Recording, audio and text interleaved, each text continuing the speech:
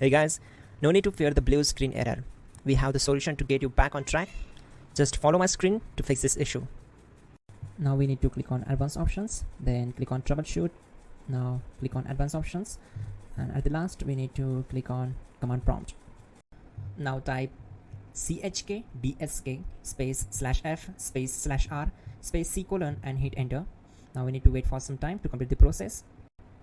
Type c colon, then hit enter. Now type cd space c colon / and hit enter to execute the command. Type cd space windows and simply hit enter to execute the command. Now type cd space system32 and we need to execute this command. For that, simply hit enter. Now execute this command. Type cd space config and simply hit enter. Now execute this command carefully. Type in md space backup and simply hit enter to execute it.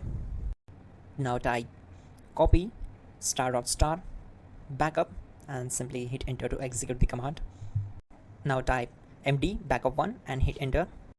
Now execute this command carefully. Type in copy space ** space backup1, then simply hit enter to execute the command. Now type cd space regback and simply hit enter. Now type dir and hit enter.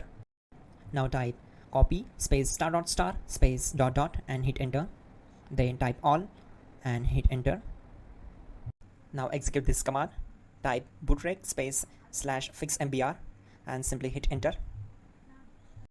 Type bootrec space /fixboot and hit enter. Now type in cd space c colon / and simply hit enter to execute the command. Let's execute this command. Type cd space windows /system32 /config /regback, then simply we need to hit enter to execute this command.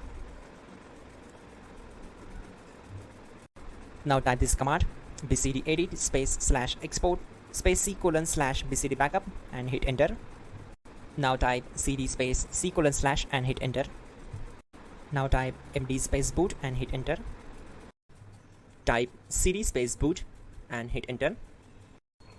Now type md space bcd and simply hit enter.